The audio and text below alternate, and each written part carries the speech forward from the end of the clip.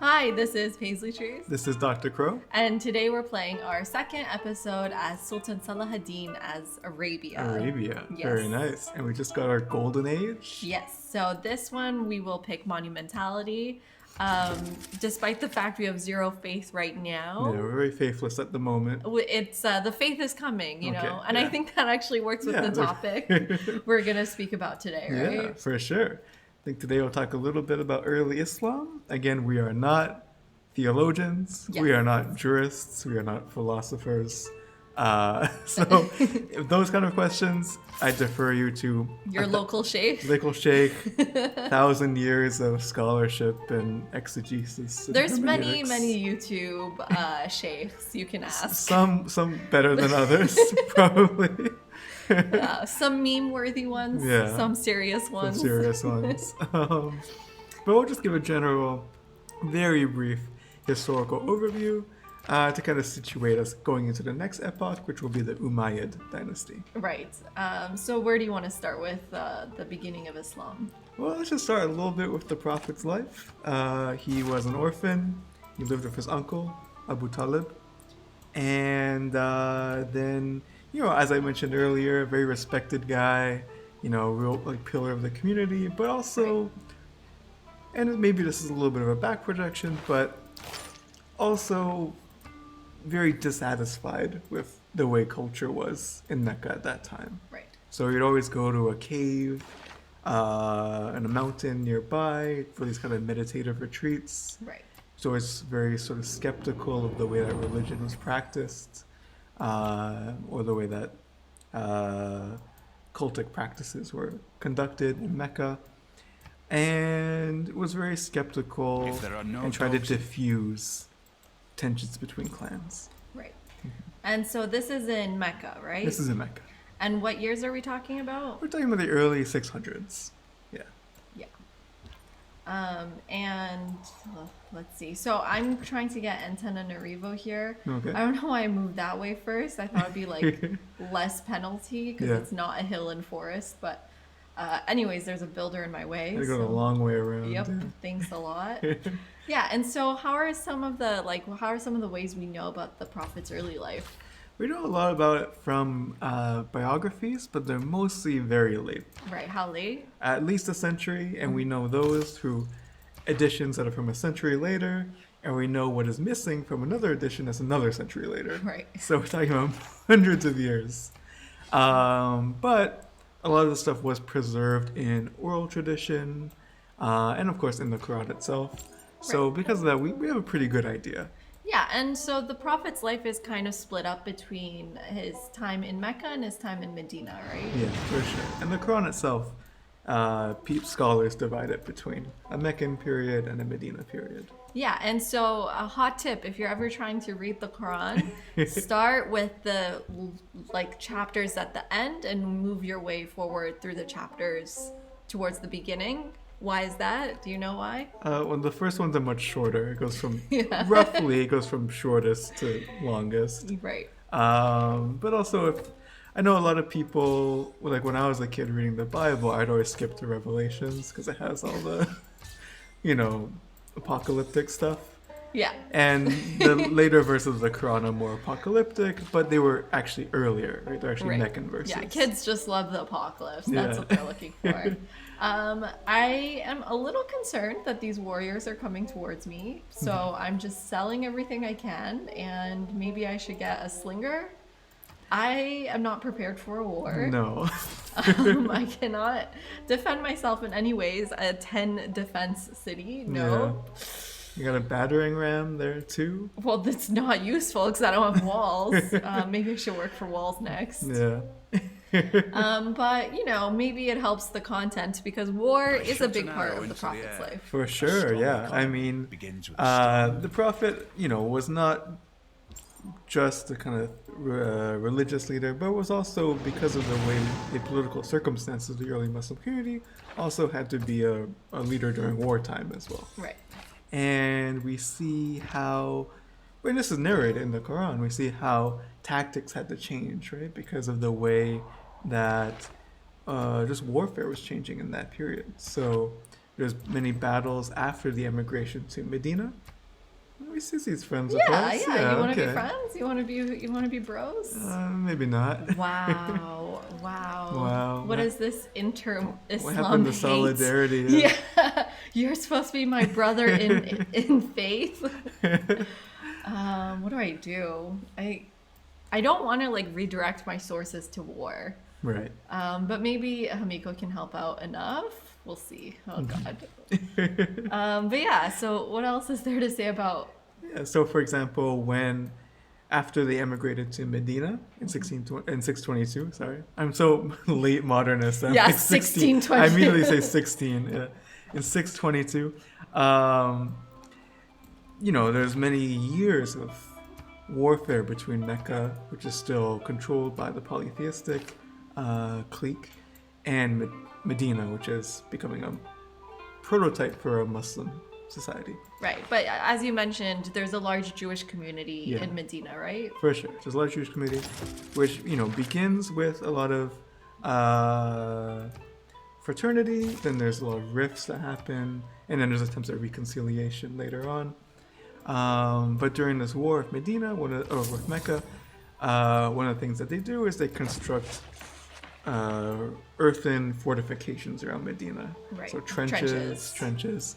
And I'm not an expert on warfare during this time period, so I don't know if that's a new phenomenon, but it's something that really helps them in their war against a much more numerically superior force. Right. Are these fortifications around Medina? Yeah, interesting. Mm-hmm. And so the move from Mecca to Medina is very significant, right? Because you have this buildup of a community in Mecca using the apocalyptic messaging. And so that's why you read the end of the Quran first, because it's very interesting and it's meant to attract believers. And then you move to Medina and the tone really shifts towards like law setting and rules. Yeah, because now you have the issue of, okay, well, you have a community of believers. Oh. Great. Okay, well, I think I can I can use this Hamiko's rule to get some warriors that way. I hope I last until then. Oh, Hercules. Okay. Yes. Okay. Can get some Hercules going on. That'll help Some a lot. Herculean efforts. Yeah. Okay, great. That'll help. I just have to figure out when I have time to make it. I still really want this campus. It's a very high adjacency. Would be nice. I don't have any money, but let's see if the Byzantines can help with that a little bit. I can't even buy a warrior. Okay. The move towards Medina is also significant in the calendar. I think we've probably mentioned. Yeah, I think we mentioned in the Ottoman case. But yeah, so it's the start date for the Islamic calendar. And as we talked about, I think maybe, I don't know if people want to watch all the other videos, but you should, because they're great. The Islamic calendar is a lunar calendar, so it follows the cycle of the moon. So for that reason, it doesn't quite match up with the solar calendar. Right. Yeah. So that means it's shorter than the solar calendar. And so if you're ever wondering, like, why is Ramadan moving every year? It moves back every 2 years. It moves back every 2 weeks every year. Yeah. So it was in the summer a couple years ago, and soon it'll be in the winter. Yeah, so a little bit about, as we were just talking about, once the move to Medina happens, the verses of the Quran become much more related to how do you live in a community, like in a religious community. How do you live in the society according to God's law, right? So, the way that the Quran was revealed to the Prophet was as a succession of different verses, right? It wasn't all in one chunk. Right. So because of that, it was very much an evolving, for the people in Medina, it was very much a kind of evolving body of law and body of practice that was responsive to the needs of the city. Right. So do you want to talk a little bit about warfare during that period, since we're in the middle of one? Yeah, well, I think, again, I'm not an expert on this period, but we have a mixture between sort of nomadic warfare, which is very mobile, which is very, small sort of groups and clans that go to regular war between each other. But there are also rules to this warfare. I think one that's very commonly known is that there's a prohibition against destroying trees in this warfare because it's a very I had no idea. yeah about destroying, for example, date trees and things Okay. that will be needed later on, right? Right. Because again, pre-Islamic Arabian warfare was seasonal warfare, right? So you don't want to destroy. It wasn't about total annihilation of the opposing clan, Okay. but about honor and about blood feuds and things like this. I hope the Ottomans feel that way. Yeah. Because, oh my god, this is not good. I cannot lose Mecca. That is Very embarrassing. the Yeah. central city to my civilization. So what happened to our slinger? I've Oh, he's changed in it there, Archer. okay. Yeah, I don't know if that's enough, but I got all these warriors here. Okay. I have a warrior coming up. I cannot afford a new one. I have nothing that Byzantine wouldn't buy off me. Horses? Nope. Nope. So I just have to wait one more turn before I can buy a warrior. Yeah. Okay. But one thing people might not know about people who are not familiar with Islam might not know about the early religion is that the first Muslim, other than Muhammad obviously, is actually his partner Khadija.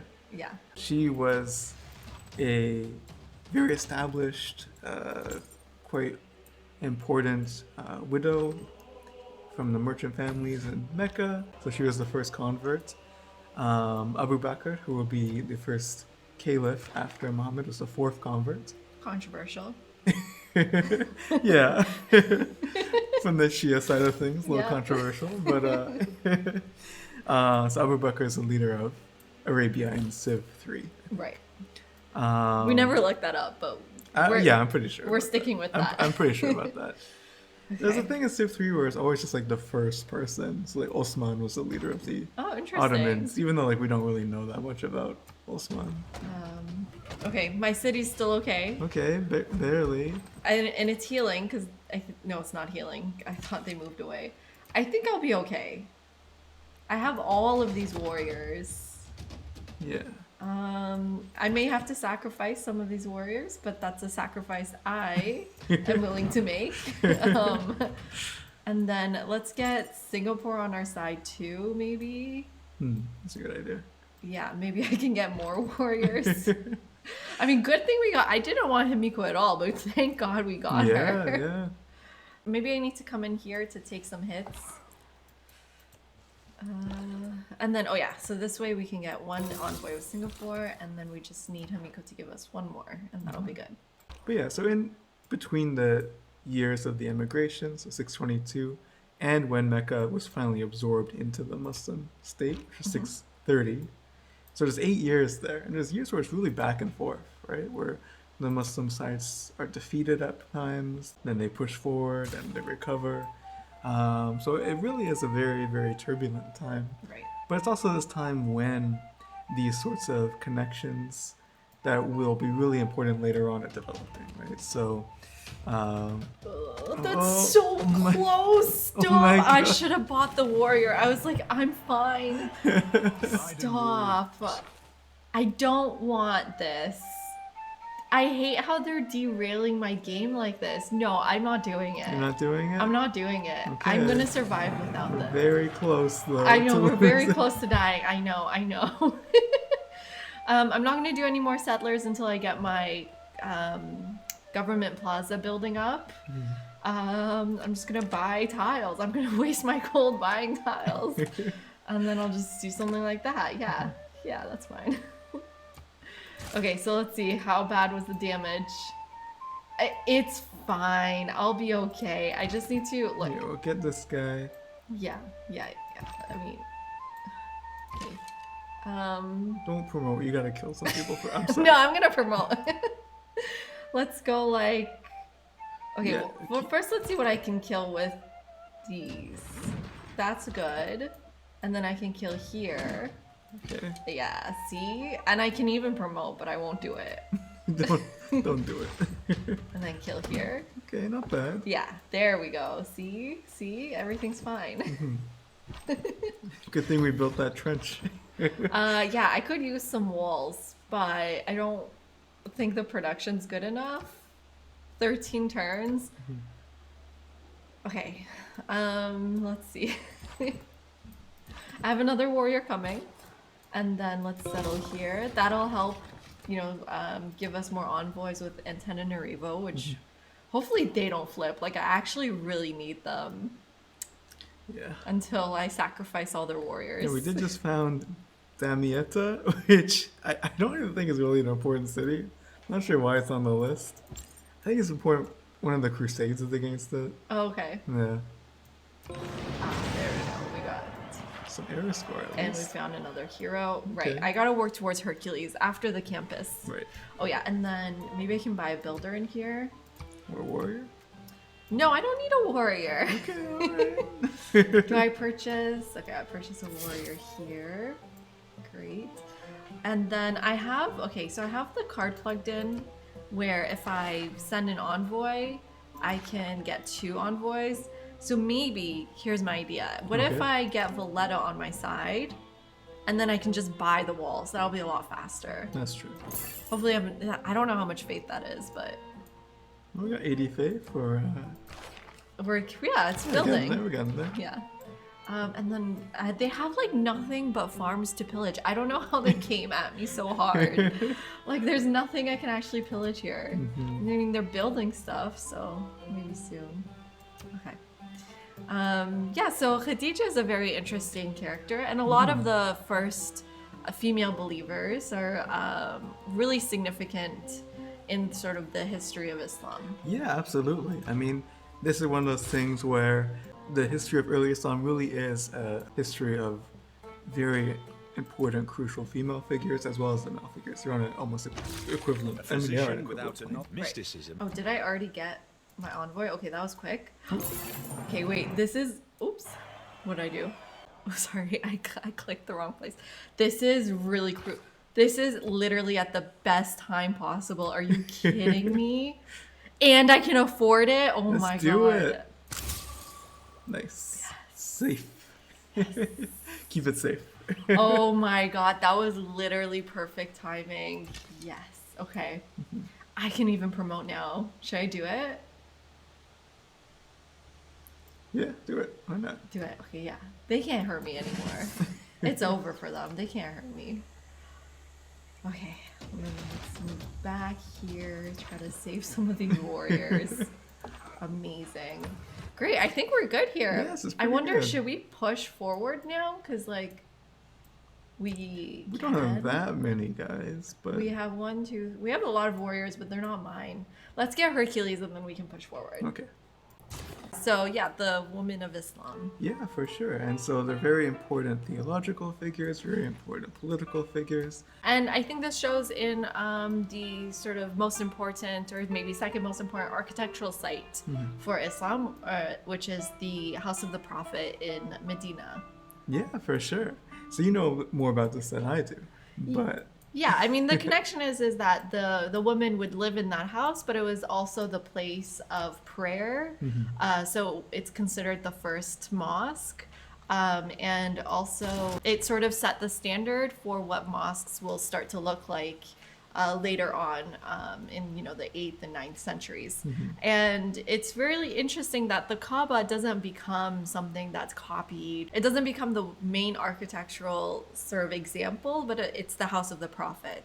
So the Kaaba remains singular, but the House of the Prophet becomes copied. And what are some features of the House of the Prophet that could extend into mosques? So it changes a lot. Maybe I can put in on the screen like an image of all the different stages of it. So originally there was no minaret. I think there was just the mihrab, the minbar. Do you want to talk about what those are? Yeah, so the mihrab is a niche.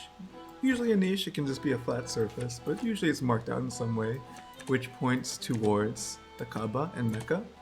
And the minbar is the pulpit, which is used by the imam or the khatib to deliver a sermon. And in Islamic, in later mosques, it's usually a raised kind of platform. Just other things that I think are commonly associated, we're not there. And Like the minarets were added pretty much much later on. yeah, there's domes. I think were later too. Domes were added later as well, but those are also sort of key features of mosques later on around the world. Yeah. Domes, minarets, and also courtyards. Do you want to talk about courtyards as public arenas? Yeah, for sure. So I think this is a very common thing within Islamic architecture, is that the courtyard of the mosque is not just the kind of Castle's grand large, entryway into the mosque, but it's a space for social activities, it's space for teaching sometimes, space for gathering, sometimes commerce, sometimes things like this. This is kind of very much a public space. Right. And so in mosques, especially in the period that we talk about, which is the early modern to modern period, the courtyard of the mosques become very elaborate, quite large spaces. Right. Because they're having all these functions, including fountains, including all sorts of stuff.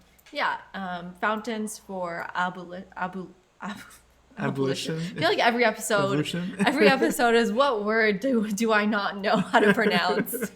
Yeah, can you say it again? Ablution. Ablution. I think. Ablution. Yeah. Thank you. Yeah, that's one of the practices of Islam, which is that there's a concept of being ritually pure, and so one of the ways that is attained is by washing hands, face, feet, and you do that before prayer, and it's a cleansing, the kind of ritual impurity. And I think that's sort of just it in terms of architecture of the time period, right? Yeah, we don't know a Until we lot. get- We don't know a lot. Yeah, because I mean, mostly in Medina and Mecca, it was mud brick, which doesn't last very long in its original state. Like it lasts very long as like a mound, which is why we have all kinds of mud brick mounds from Mesopotamia and stuff. But it doesn't last long as a house, for instance, Right. unless it's maintained. Right. Yeah. So what else is there to say about this early Don't period? underrate the Well, one thing that's really important is that because the early Muslim community was quite small, a lot of the very, very important figures will be related to the Prophet through ties of marriage, ties of blood, ties of things like this. So the first four caliphs, which will be the leaders of the community after the Prophet, Abu Bakr we talked about, Umar, who was actually a later convert, Uthman, which will be Or Osman. or Osman, which is where we get the word Ottoman from, and Ali, who is his nephew, and what? It's his cousin. Yeah, you're right, cousin. It's his cousin and his daughter's husband. Yeah, Yeah. yeah, Right? yeah, Yes. that's right. Yeah. And the prophet only has daughters, no sons. Yeah. So if you're wondering why is it not just passed down, the rulership passed down through the sons, well, there aren't any. So the next couple of decades after the Prophet's death will be the sort of succession of these figures as leaders of the community, but also the conflicts between them. Yeah, you want to get into some of the conflicts happening at that point? Because it happens right away after the prophet's death. Yeah, I mean, one of the first controversies is about who will succeed Muhammad. And whilst Ali and his direct family are preparing the funeral arrangements, there's another meeting going on about who will be elected as the leader. And Abu Bakr attends that meeting and is elected leader. Well, it's also a matter of principle, which is that one of the principles of governance in Arabia was consultation and election, because no believer is higher than any other believer. So, yeah, because of that, there's a split there. But it was resolved. Ali conceded his claim and gave it to Abu Bakr at that time. And during that time, there's a huge expansion. So basically, after Abu Bakr's time, all of Arabia is now under the control of the Muslim polity. Right. So do you want to talk about the caliphate period now? Yeah, so this is a period of really rapid expansion. So we have very quickly, Muslim armies moving into the former Byzantine territories in Syria, Palestine. Egypt falls almost immediately, like in a very quick thing. And so for the Byzantines, this is a disaster. And what had happened was the Byzantines had just gone through an extremely protracted conflict with Persia. And I just lost a warrior. It's No. fine. I don't think it was mine. I hope it wasn't mine. let's hope so. Hopefully it wasn't. I'm gonna make peace as soon as I get this. Let's get Sivas. Yeah. Okay, let's do this. So hopefully we can give an example of what we think the wars were like. Yeah, I think it'll be easy enough. Okay. Maybe I should have brought Himiko up first. What does Himiko do here? So I believe if that's still her thing, she gives like she makes everyone stronger. +5 combat strength to all units within 2 tiles. And we have our +2 flanking bonus, or +100% flanking bonus. So as you can see, my warrior here has 34 strength, which is pretty good. Pretty good. Pretty good. Great. And then what are we working on here? Some builders maybe? Oh yeah, I got my holy site. So we can use our religion if we have to for era score. What are we looking at? Okay. Not bad, not great. Yeah, so you were talking about the expansions? Yeah, so, it very rapidly expands, and this creates, some tensions within the community, because now what had been a sort of small scale, very tightly knit community is now an imperial aristocracy. Right? And there are many people who were believers, even from the start, who were left out of that, of the wealth that had kind of accumulated. So you see really inequalities start to develop within what had theoretically been a pretty even sort of society. Right. And so we have a succession then of different conflicts. And there's also big issues because on one hand, this is a missionary religion. It's about conversion. It's supposed to be a universal religion. But at the same time, at least in this early period, is a very still kind of strong hierarchy between different clans and between older converts and new converts. Because within...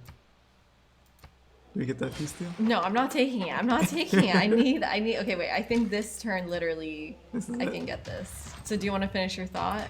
Yeah, between, because this was still a very clan-based society, so if you don't have a clan, if you're just a convert, you have to be attached to some other person's clan, and you're just some kind of minor member. So it created a lot of resentment, but at that time it wasn't quite so bad, but later on, it'll get quite bad. Yeah. Okay, I'm ready for peace. Okay. Let's see. Great, we make some money too. That's nice. Yeah, okay, great. So I think that's a good place to stop this I think so. episode. We have peace, and now we can sort of go back to simming and just building our empire. All right, sounds good. Yeah, see you in the next one. See you. Bye.